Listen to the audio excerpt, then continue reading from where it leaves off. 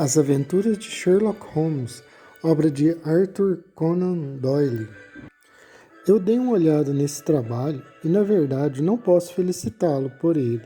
A investigação é ou deveria ser uma ciência exata e, portanto, deve ser tratada da mesma forma fria, sem emoção.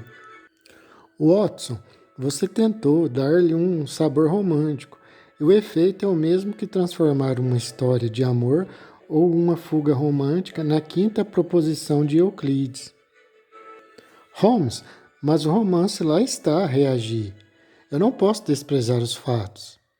Alguns fatos deviam ter sido suprimidos, Watson, ou pelo menos deveria você ter observado um sentido correto de proporção ao tratar deles.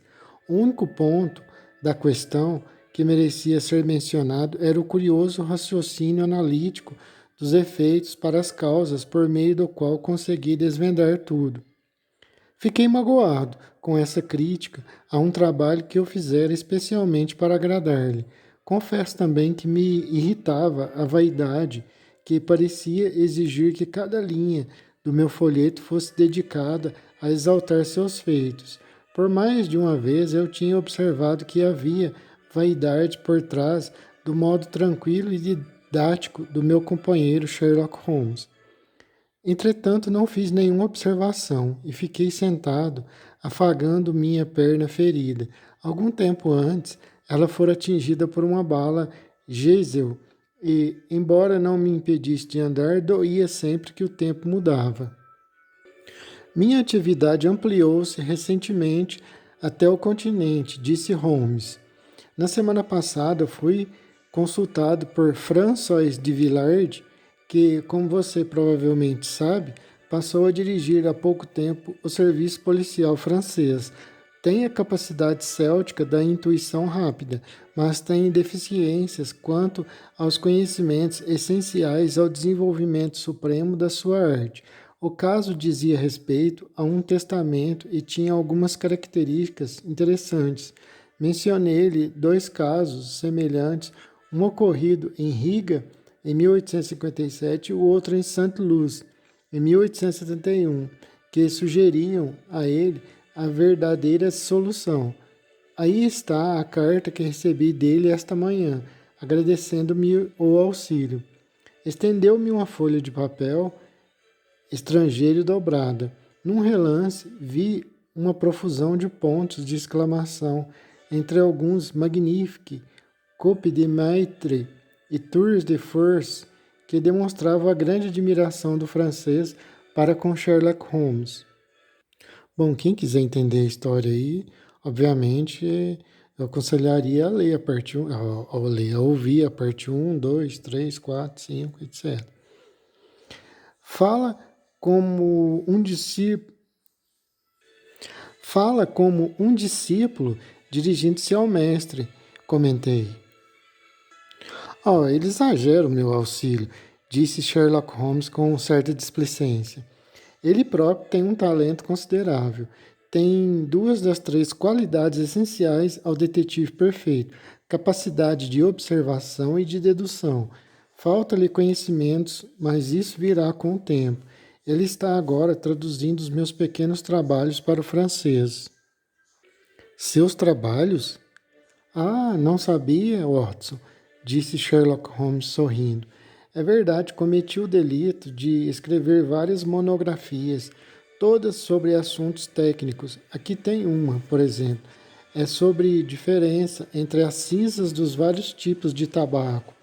Eu relaciono 140 tipos de fumo de charuto, cigarro e cachimbo, com ilustrações mostrando a diferença das cinzas. Há um ponto sempre controverso nos casos criminais e que muitas vezes constitui o fio da meada. Se você puder determinar com segurança que um assassinato foi cometido por um homem que estava fumando um lunkai indiano, isso, obviamente, restringe o campo de investigações. Para o olho treinado, há tanta diferença entre as cinzas de dois fumos distintos como entre um repolho e uma batata. Você tem um talento especial para os detalhes, Holmes, observei. Dou-lhes um valor muito grande, Watson. Esta é a minha monografia sobre pegadas, com algumas observações sobre o uso do gesso para conservar as impressões. Aqui está também um trabalhinho curioso sobre a influência do ofício na forma da mão, com reproduções das mãos de revestidores de telhados, marinheiros, calafates, compositores, tecelões e lapidadores. É um assunto de grande interesse prático para as investigações científicas, principalmente nos casos de corpos não reclamados ou para descobrir os antecedentes dos criminosos. Mas eu estou cansado, você com esta minha mania. De modo algum, respondi com sinceridade. Isso me interessa muito, Holmes, principalmente desde que o vi aplicar os seus métodos. Mas falou há pouco sobre observação e dedução. Acho que, até um certo ponto, uma influi à outra. Sim, talvez, Watson, respondeu Holmes, escondendo-se. Volum... Sim, talvez, respondeu Holmes, encostando-se voluptuosamente na poltrona. A observação me mostra que você esteve esta manhã na agência postal da Wigmore Street e a dedução indica que foi passar um telegrama, não é, Watson? Exato, perfeito nos 2 pontos, Holmes, mas confesso que não sei como chegou a essa conclusão. Foi uma resolução repentina que tive e não falei sobre isso com ninguém. Pois é a própria simplicidade, observou Holmes, rindo da minha surpresa. Tão absurdamente simples que qualquer explicação é supérflua, mas mesmo assim serve para definir os limites da observação e da dedução. A observação me diz que no peito do seu pé há um pouco de terra avermelhada. Exatamente em frente à agência de Wigmore Street, retiraram o calçamento e jogaram terra para fora, que ficou acumulada de uma forma que é impossível passar por ali sem que ela entre pelo sapato. A cor avermelhada da terra, que eu saiba, não se encontra em nenhum outro lugar da vizinhança. Até aqui é observação, o resto foi dedução. E por que deduziu que era um telegrama, Holmes? Porque eu sabia que você não escrevera nenhuma carta, já que fiquei sentado aqui na sua frente a manhã inteira, ora. Estou vendo na sua escrivaninha um grande maço de cartões postais e uma folha de selos. O que iria fazer no correio a não ser passar um telegrama? Eliminando todos os outros fatores, o que sobra tem que ser o verdadeiro. Neste caso, acertou inteiramente, disse eu depois de alguns minutos de reflexão. Mas, como você disse muito bem, o caso é bastante simples. Acha que seria impertinência minha se eu quisesse testar suas teorias num caso mais difícil? Pelo contrário, respondeu-me, vai até evitar que eu tome raiva deste tempo, porque hoje está um dia terrível, nublado, sem sol e esse frio de matar. Pois bem, ouvi você dizer que é difícil uma pessoa ter um objeto de uso constante sem deixar nele a marca de sua individualidade, de tal modo que um bom observador não a descubra. Bem, tem aqui um relógio que passou a me pertencer há pouco tempo, Holmes. Quer ter a bondade de dar a sua opinião sobre o caráter ou os hábitos do seu último dono? Entreguei-lhe o relógio, intimamente divertido com a experiência que eu julgava impossível e que serviria para dar-lhe uma boa lição, devido ao tom dogmático que adotava quase sempre. Ele examinou o relógio, olhou atentamente o mostrador, abriu e examinou o mecanismo, primeiro a olho nu e depois com a sua poderosa lente convexa. Eu mal podia conter o riso diante de sua expressão desanimada, até que fechou a tampa e devolveu meu relógio. Watson, bem, tenho que lhe dizer que há muito poucos dados nesse relógio, observou.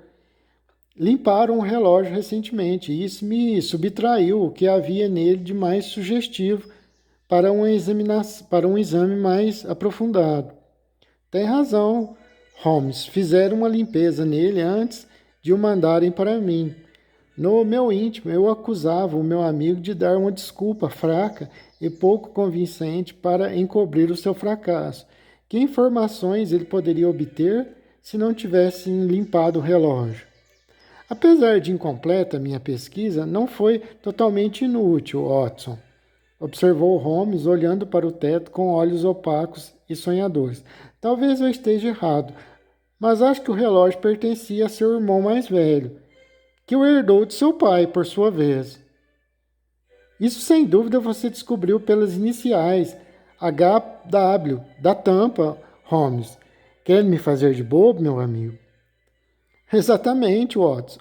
O W sugeriu-me o seu próprio nome. A data do relógio é de uns 50 anos atrás e as iniciais têm o mesmo tempo que o relógio.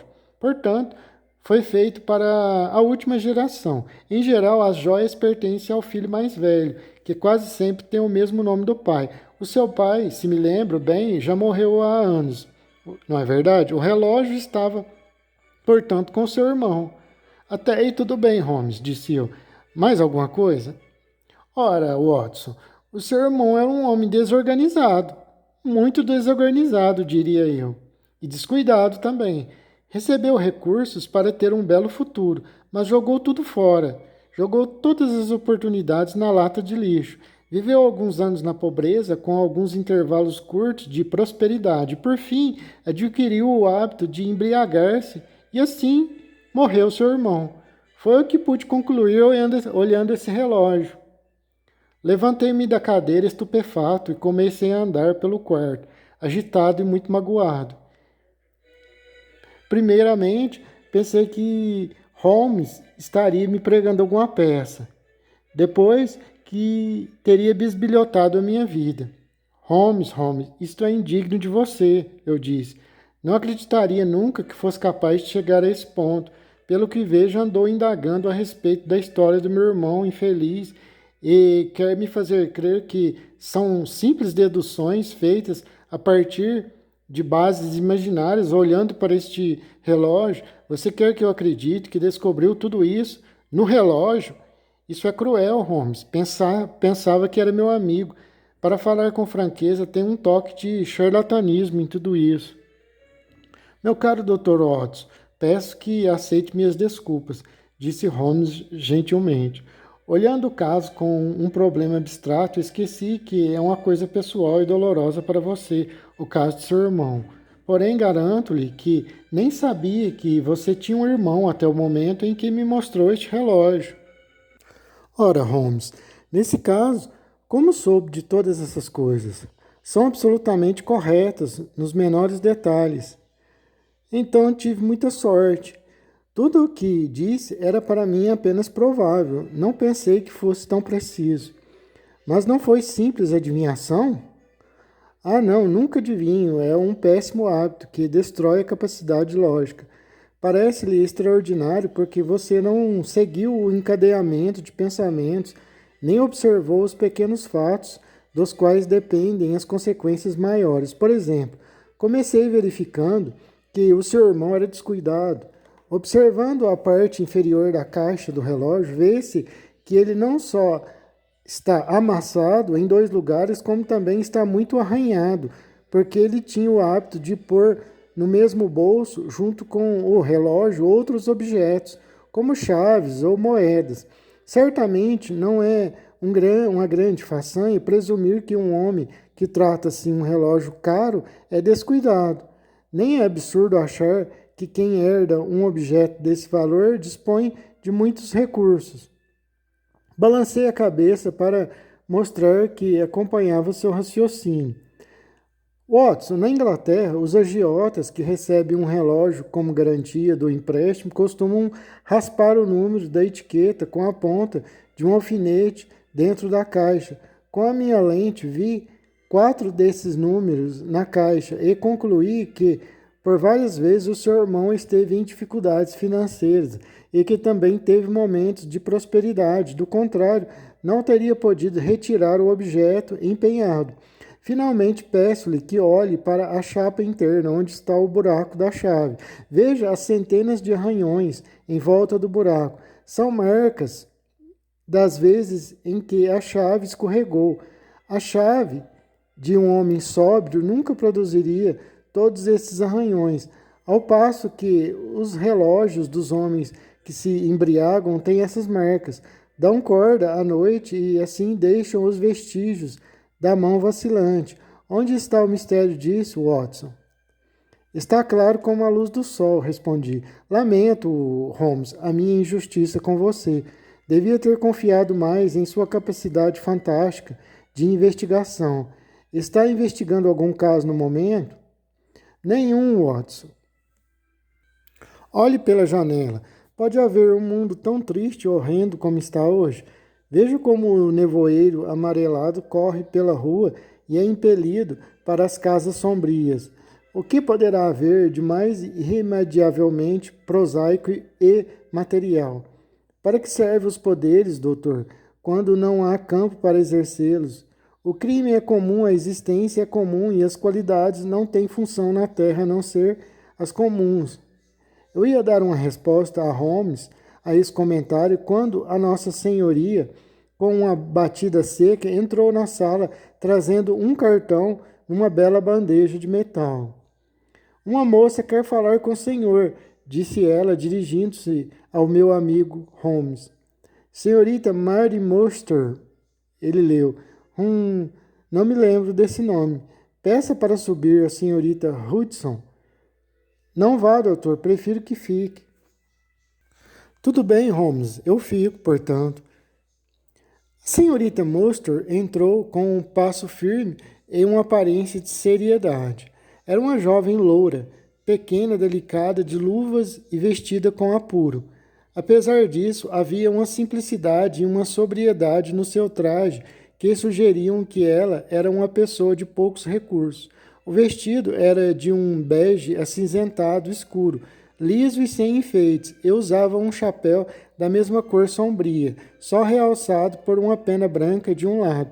O rosto não tinha feições regulares, nem traços de beleza, mas sua expressão era doce e amável, e os seus grandes olhos azuis transmitiam simpatia e espiritualidade. Com a experiência a respeito de mulheres de muitos países, de 3 diferentes continentes, nunca tinha visto uma fisionomia em que transparecesse tão claramente uma natureza refinada e sensível. Quando ela se sentou no lugar que Holmes lhe indicava, tremia os lábios e as mãos também, e ela exibia todos os sinais de uma grande agitação interior. Procurei o senhor, Holmes, porque uma vez o senhor conseguiu resolver uma pequena complicação doméstica que atormentava minha patroa, a senhora Forrester, disse a jovem. Ela ficou bem impressionada com sua bondade e sua perícia.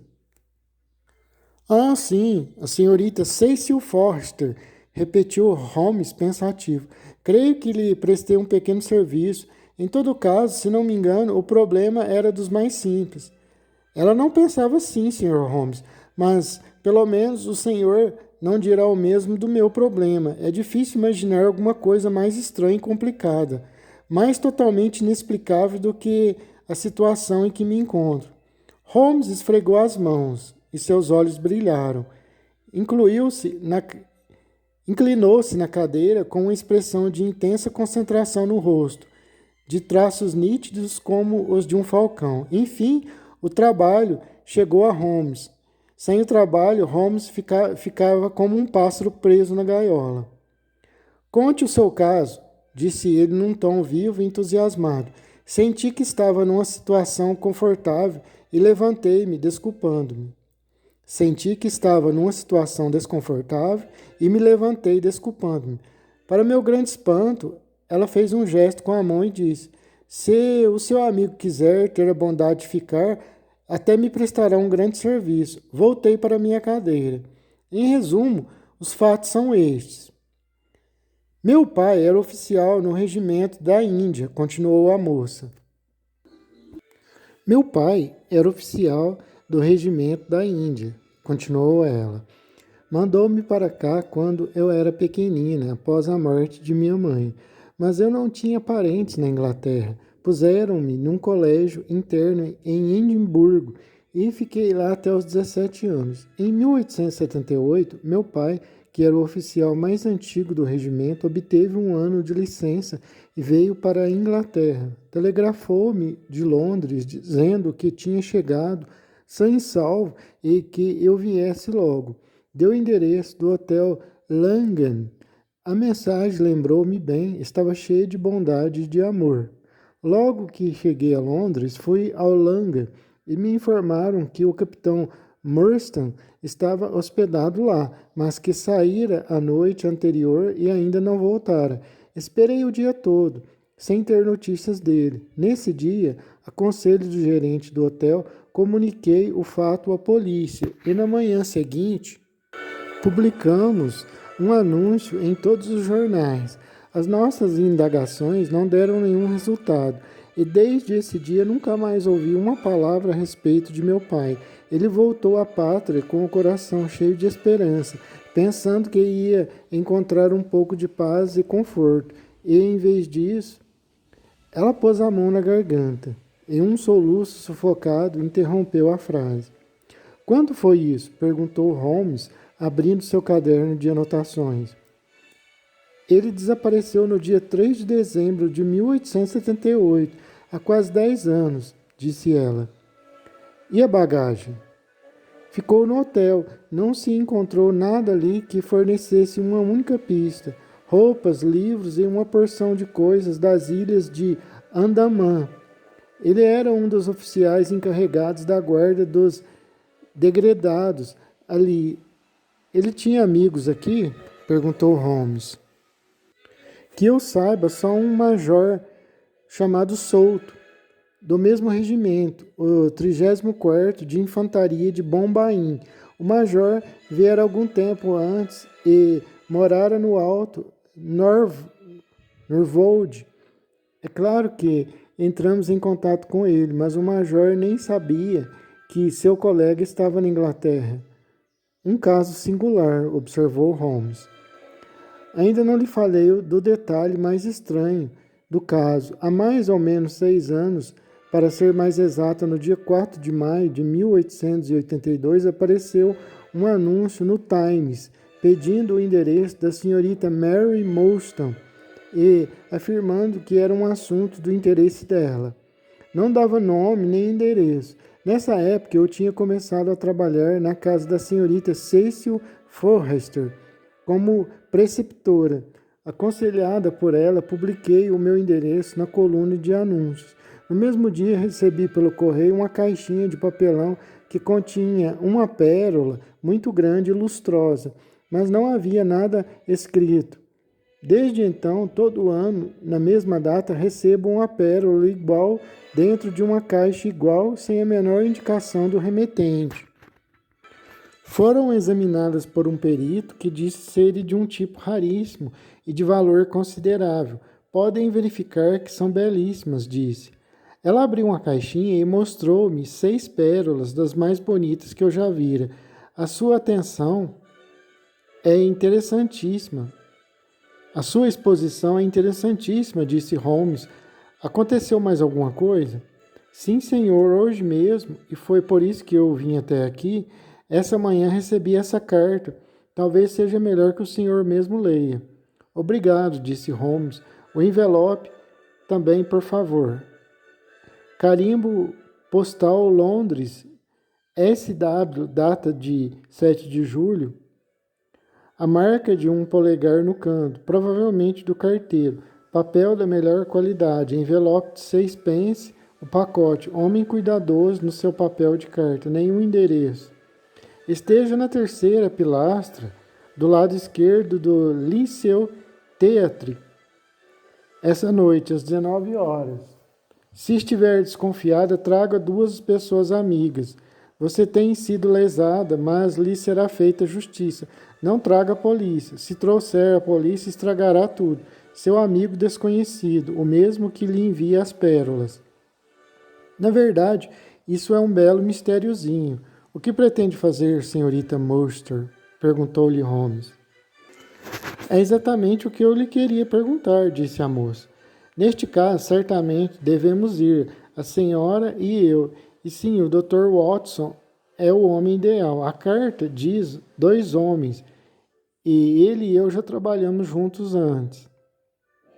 Mas será que ele vai querer ir? Ela perguntou com uma súplica na voz e no olhar direcionado a mim.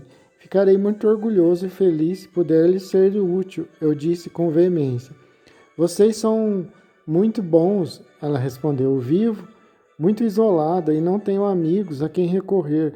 Devo estar aqui às 6 horas, então? Sim, mas não pode se atrasar. Há um outro ponto ainda. A letra da carta é a mesma das caixas de pérola. Sim, tenho-as aqui, disse ela, mostrando 6 pedaços de papel. A senhora é uma cliente modelo, tem a verdadeira intuição das coisas. Deixe-me ver. Holmes espalhou os papéis sobre a mesa, olhou atentamente para todos eles. As letras estão disfarçadas, menos a da carta, mas não se pode haver dúvida quanto ao autor.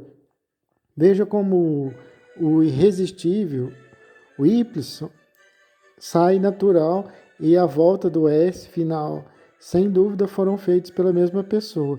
Eu não gostaria de dar falsas esperanças, senhorita Morstan, mas existe alguma semelhança entre a letra de seu pai e essa letra? Não pode haver nada mais diferente, disse ela. Imaginava ouvir isso mesmo. Bem, estaremos esperando às 18 horas. Deixe que estes papéis fiquem comigo. Até lá, vou examinar a questão. São apenas 3h30. Até logo. Até logo, disse a nossa visita, e com um olhar bondoso e inteligente para nós, tomou a guarda no seio, tornou a guardar a caixinha de pérolas e saiu apressada.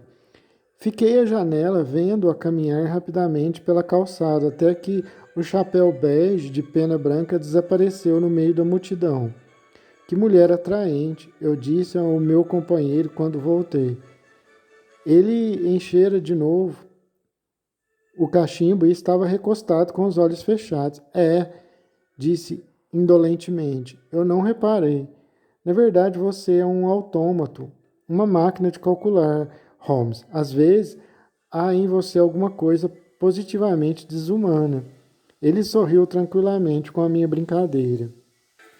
É muito importante não deixar que as características pessoais influem o nosso julgamento, Watson. Para mim, um cliente é uma unidade, apenas um dado de um problema. Os fatores emocionais são adversários da clareza de raciocínio.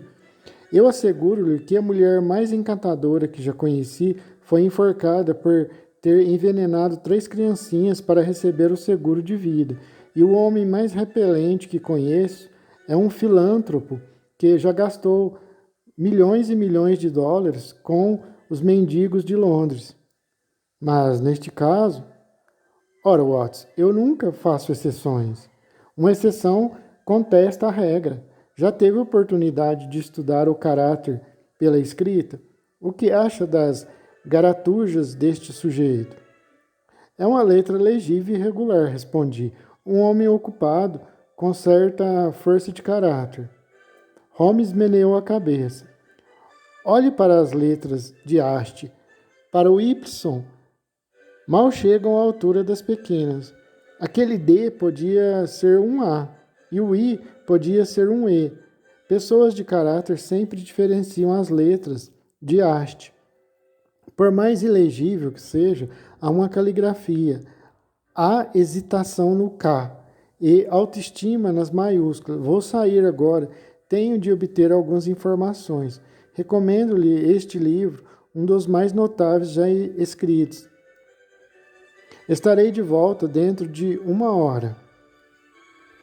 Sentei-me junto à janela com o livro na mão, mas meus pensamentos estavam muito distantes das especulações ousadas do autor. Meu espírito foi atrás da nossa visita. O seu sorriso, o tom quente e profundo de sua voz, o estranho mistério que pesava sobre sua vida. Se ela estava com 17 anos na época do desaparecimento do pai, devia ter agora 27. Docidade, quando a mocidade perde sua inibição e torna-se mais sensata pela experiência. Então, sentei-me e fiquei meditando até que os meus pensamentos se tornaram tão perigosos que corri para minha escrivaninha e mergulhei furiosamente no mais recente tratado de patologia. Quem era eu? Um cirurgião do exército com uma perna fraca e uma conta bancária ainda mais fraca para ousar pensar em coisas assim. Ela era uma unidade, o dado do problema de Holmes, nada mais. Se meu futuro era negro, seria melhor encará-lo sozinho, como um homem, do que tentar iluminá-lo apenas com castelos no ar. Já eram 5:30 quando Holmes voltou. Vinha alegre, entusiasmado, de excelente humor, um estado de ânimo que, no seu caso, se alternava com crises terríveis de depressão. Não há grande mistério neste caso, disse Holmes, tomando o chá que eu lhe servira. Os fatos parecem admitir uma única explicação. O que é? Já achou a solução? Perguntei com os olhos arregalados.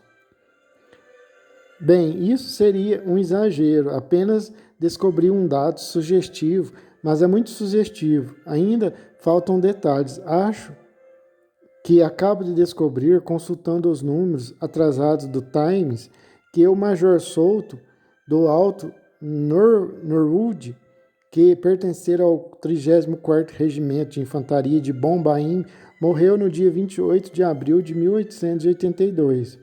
Talvez eu seja obtuso, Holmes, mas não consigo ver o que isso sugere. Watson, como não? Você me surpreende. Então veja, o capitão Morstan desaparece. A única pessoa em Londres que ele pode ter visitado é o Major Souto, que afirmava que nem sabia que ele havia chegado na cidade. 4 anos depois, Souto morre. Passada uma semana, a filha do capitão Morstan recebe um presente de grande valor que se repete todos os anos, e agora vem esta carta dizendo que ela foi prejudicada. A que prejuízo ela se refere, a não ser o de terem na privada da companhia do pai? E por que os presentes começaram a aparecer logo depois da morte de Souto? Será que o herdeiro de Souto sabe alguma coisa do mistério e deseja compensá-la de alguma forma? Você acha que pode haver outra alternativa que explique os fatos? Mas que compensação estranha e feita de uma maneira singular. E por que ele escreveria algo e não há 6 anos atrás? E a carta ainda fala em fazer justiça. Que justiça deve ser feita, Holmes? Seria demais supor que o pai dela ainda vive. Que, se saiba, essa é a única injustiça que sofreu. Há dificuldades, é claro que há dificuldades, mas a nossa excursão noturna deverá resolvê-las, disse Holmes pensativo. Aí vem o cupê, com a senhorita Morstan dentro. Está tudo pronto? Então é melhor descermos, porque já está passando da hora. Apanhei o meu chapéu e a bengala mais pesada, mas notei que Holmes apanhara o revólver na gaveta e meteram na algibeira. Era claro que ele esperava que nossa noite fosse importante. A senhorita Morstan vinha agasalhada num casaco escuro e seu rosto expressivo estava calmo, embora pálido. Não seria mulher se não se sentisse embaraçada numa situação tão estranha como aquela. Mas, ainda assim, o seu autocontrole era perfeito e respondeu prontamente todas as perguntas adicionais que Holmes lhe fez. O Major Souto era um homem grande, amigo de meu pai. As cartas que me escrevia estavam cheias de referências a ele. Sr. Holmes, ele e meu pai comandaram as tropas nas ilhas Andamã e, por isso, tiveram grande convivência. Encontrei entre os documentos de meu pai um papel muito curioso, mas que ninguém conseguiu entender. Acho que não tem a menor importância, mas lembrei-me de que poderia gostar de vê-lo e trouxe comigo. Está aqui. Holmes desdobrou o papel com cuidado e estendeu-o sobre os joelhos. Então examinou-o metodicamente com a lente dupla. Este papel é de fabricação indiana, observou Holmes. Esteve pregado numa tábua durante algum tempo. Parece ser a planta de parte de um grande edifício, com muitas salas, corredores e passagens. Num certo ponto, há uma cozinha feita com tinta vermelha. Este papel é de fabricação indiana, observou Holmes. Esteve pregado numa tábua durante algum tempo. Parece ser a planta de parte de um grande edifício, com muitas salas, corredores e passagens.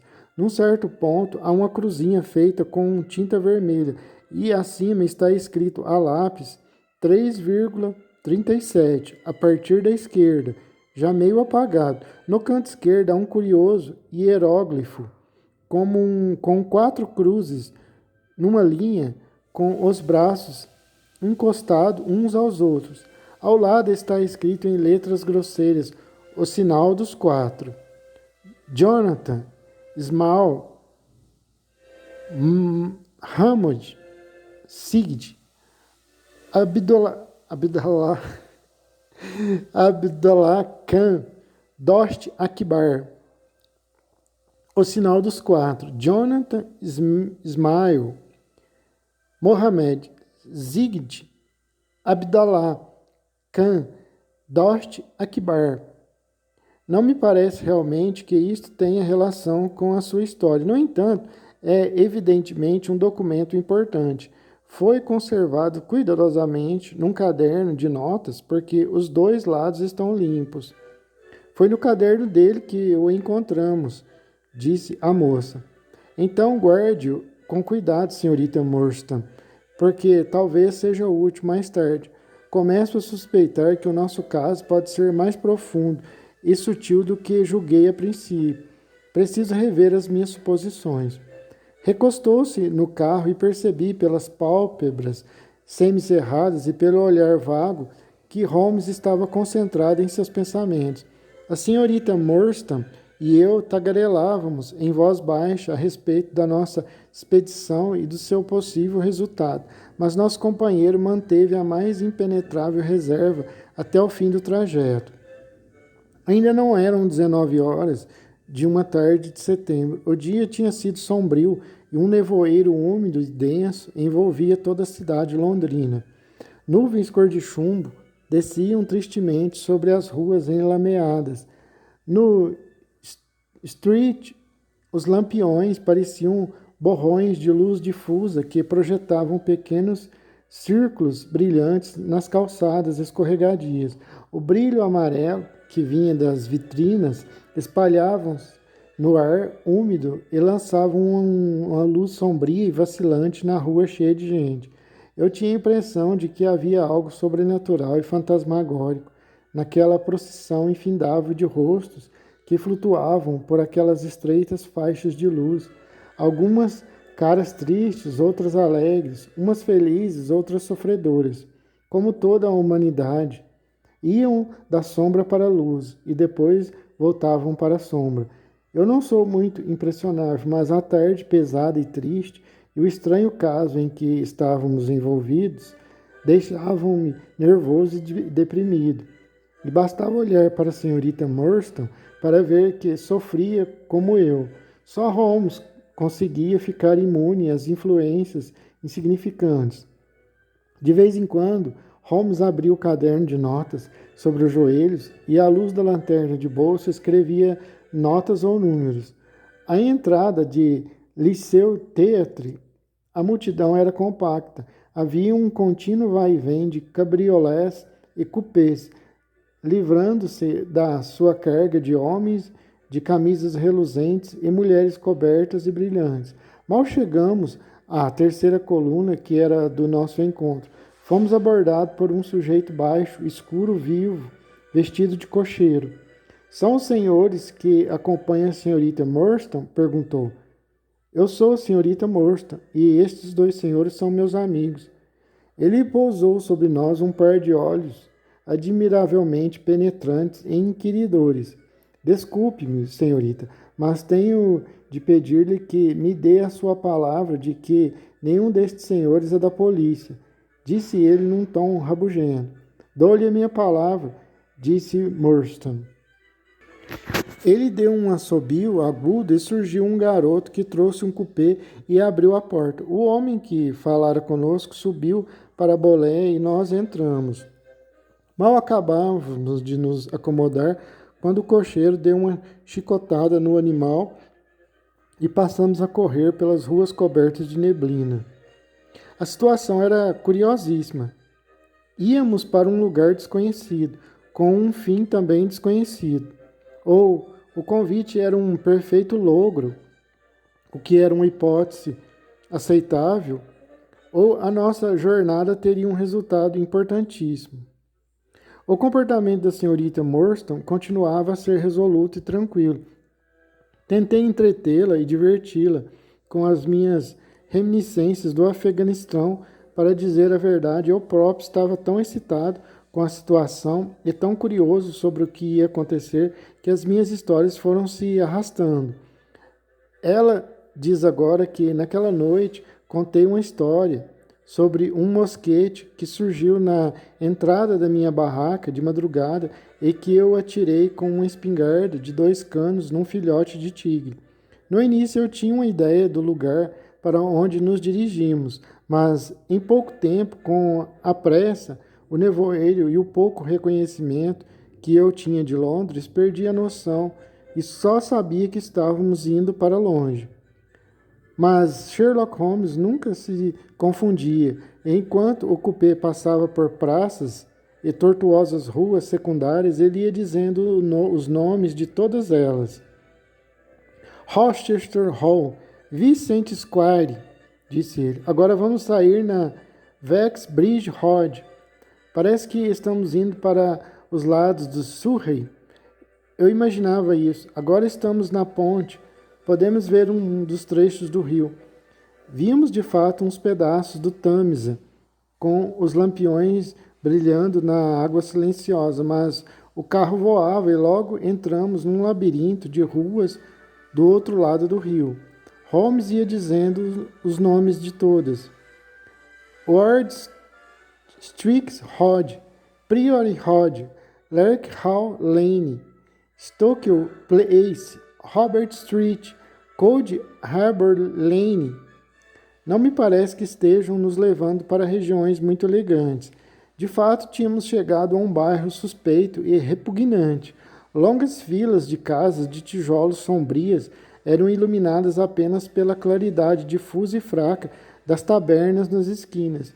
Em seguida, surgiram fileiras de vilas de 2 andares, com um pequeno jardim na frente e outra vez mais filas de construções novas de tijolos, os tentáculos do monstro que a cidade gigantesca impele para os arredores.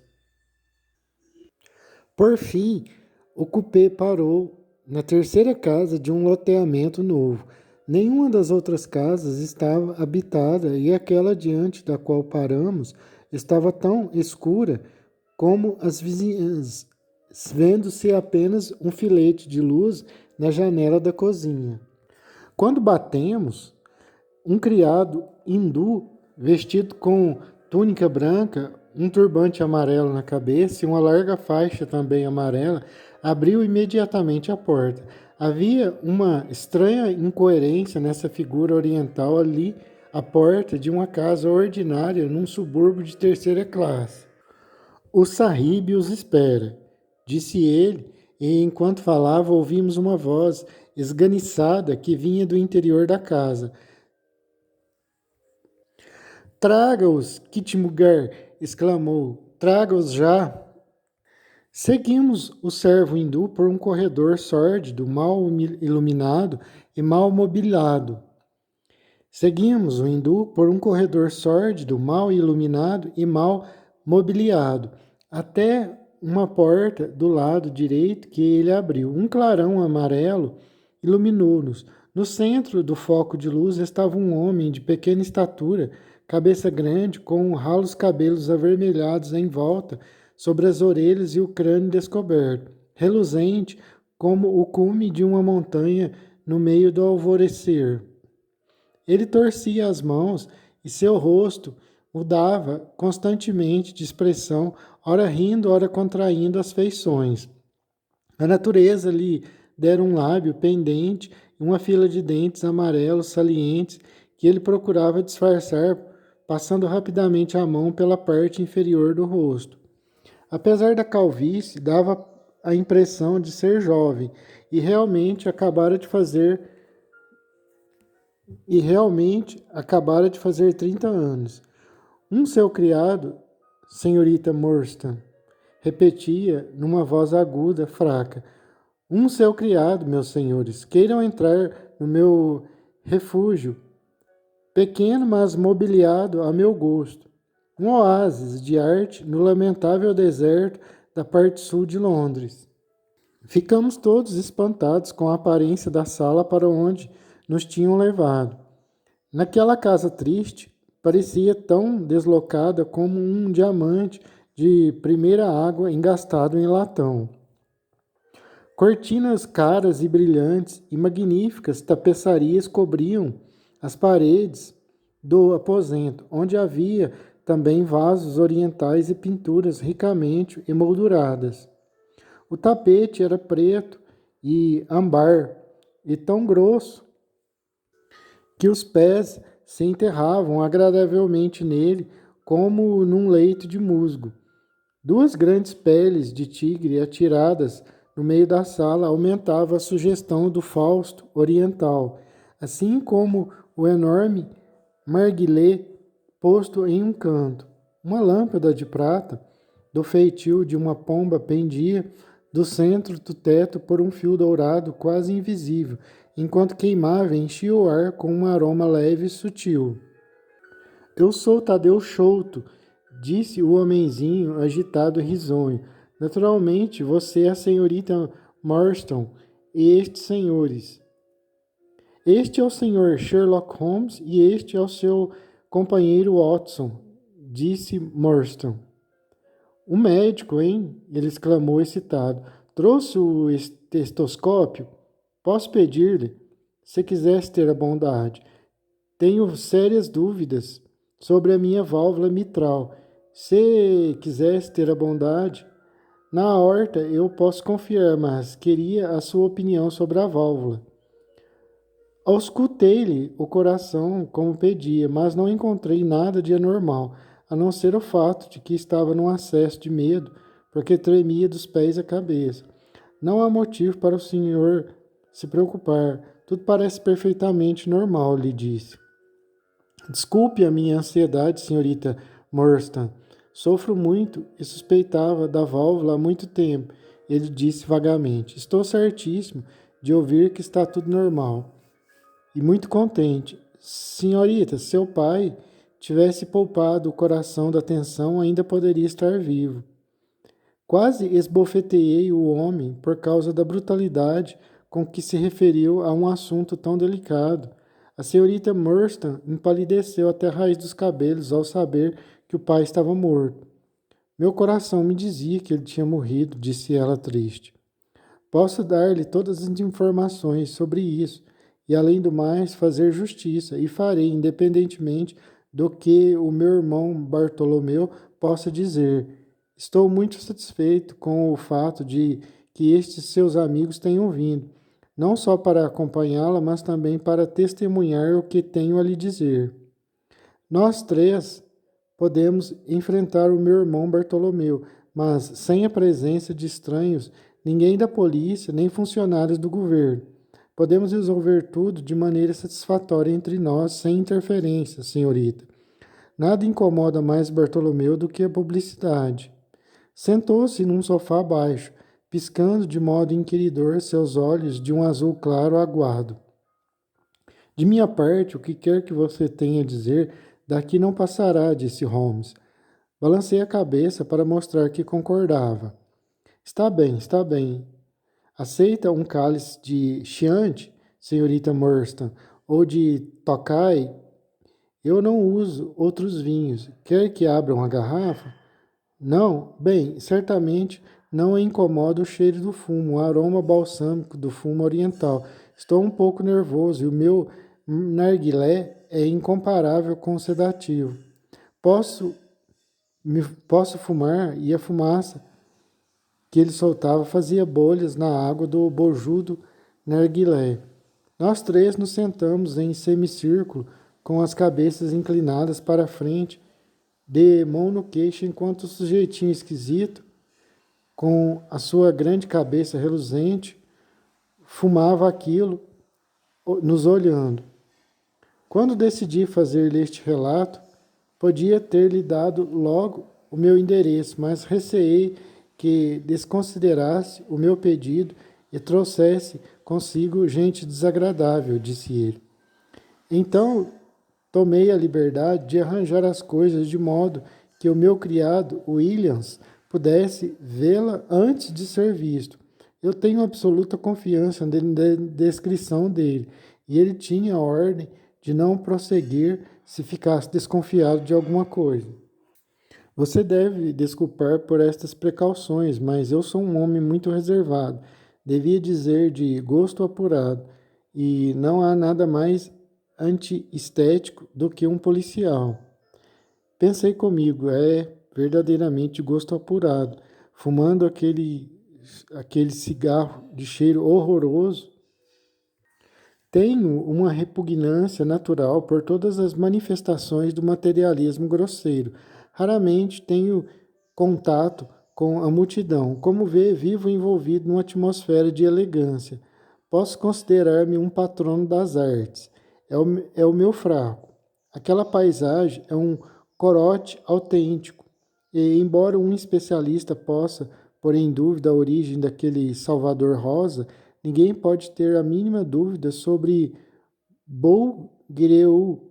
Tem um fraco pela escola francesa moderna. Desculpe-me, senhor Chouto, disse a senhorita Most.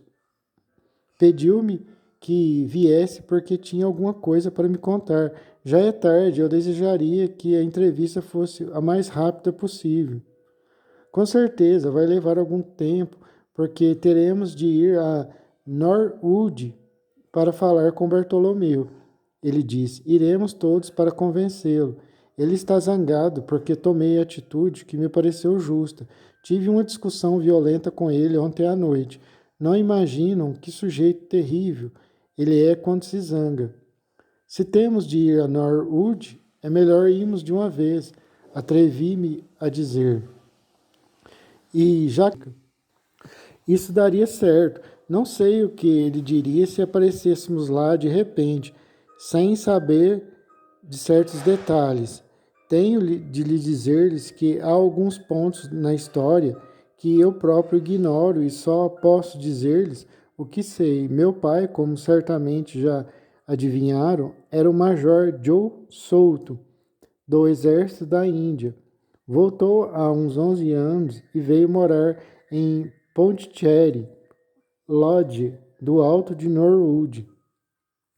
Tinha prosperado na Índia e, quando voltou, trouxe uma fortuna considerável, uma grande coleção de curiosidades de valor e uma porção de criados indianos.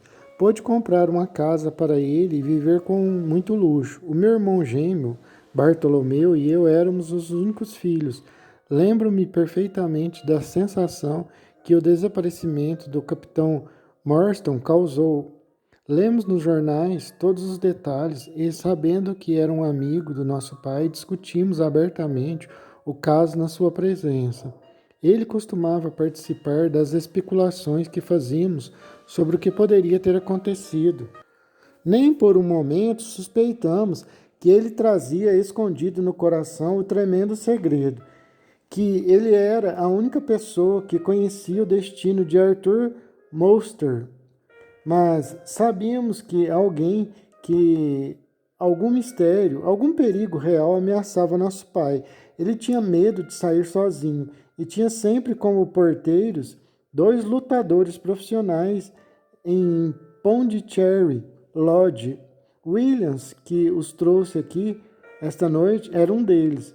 Ele já foi campeão de pesos leves na Inglaterra. Nosso pai nunca nos disse o que o amedrontava, mas tinha uma evidente aversão por homens com pernas de pau.